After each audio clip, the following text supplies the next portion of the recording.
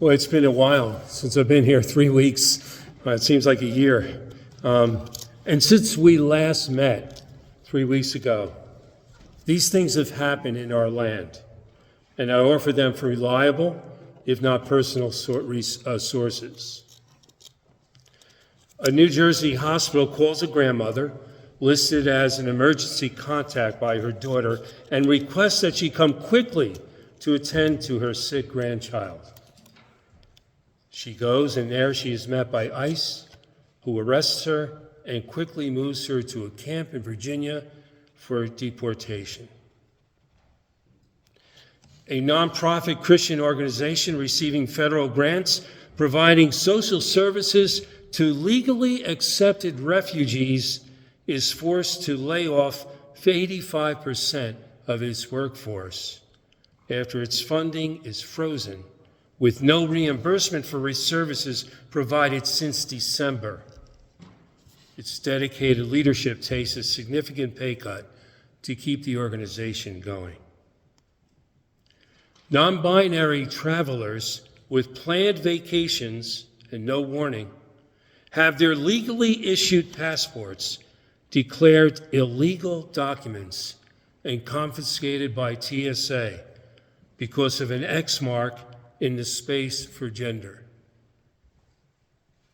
An unelected billionaire sits in the Oval Office, ends investigation into his own corporation, secures billion-dollar defense contracts, and prescribes cuts for those on fixed and meager incomes, robbing the poor to further fatten the rich.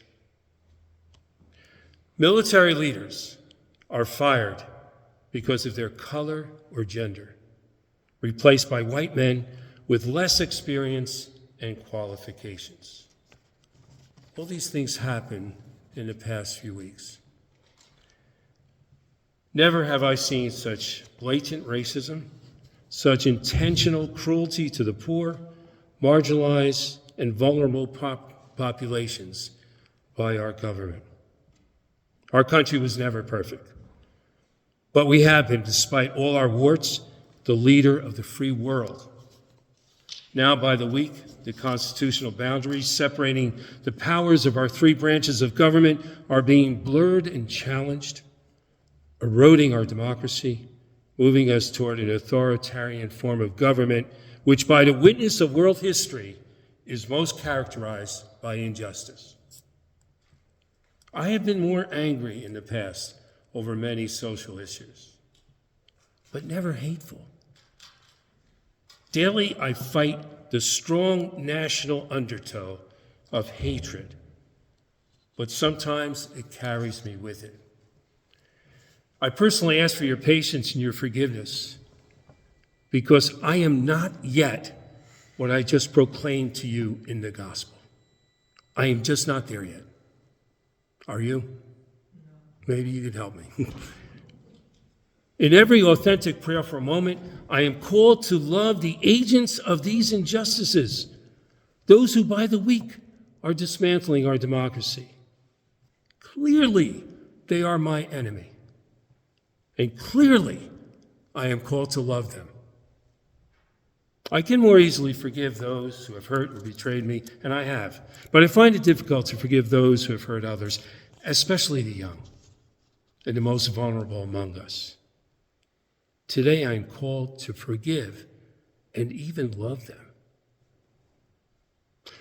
People who do evil bring out the worst in us. Without spiritual attention, they can make us like them, recreating us in their image. These awful developments over the last weeks are no surprise. The hateful rhetoric, which we spoke about in the election, was backed by detailed plans 2 years in the making. At our clergy conference, a week after the election, it became clear to us that we are now being called to be a dissenting church. Dissenting from a culture of non-acceptance, of scapegoating, of racism, and of authoritarianism. But besides these injustices, I think we need to be a descent in church from hatred, from the culture of hatred. For often, our hatred of what others do leads us to hate them. It's natural to do so, isn't it? But it's not Christian.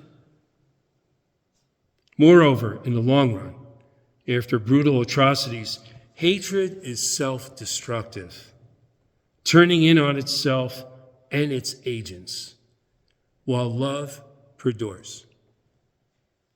Loving our enemy does not mean we need to love what they do. It means we need to fight for justice while remaining people grounded in a love and peace that this world or any government can never give. Our democracy may fall. It's history. Then what?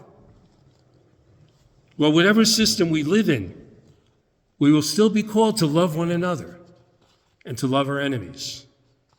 Ask the people of Israel when they fell to the Babylonians, then the Persians, then the Romans, and then the Nazis. That did not stop them from responding to their call to a covenant, a love relationship with God and their world. Today, with the words of Jesus, we have the example of love shown by Joseph. And again, in that we call Old Testament, where God is vengeful and judgmental. What a beautiful story of love. And I invite you to go get the notation and read the whole story of Joseph, fully developed. How he is betrayed by his brothers, given up for dead, sold into slavery. So, by the way, they can get his share of the inheritance as well. And yet he becomes famous in Egypt, and the story turns where he is able to save them from starvation. His love and forgiveness was not only interfamilial, but it was international. And maybe that's a lesson for us as well. It also took him time, if you read the story, it took him time to get to that point. He sent them back and forth a few times just to toy with them, right?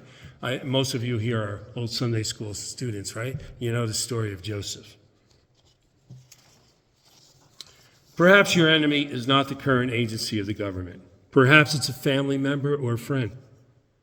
And the offenses to you may be more and deeper.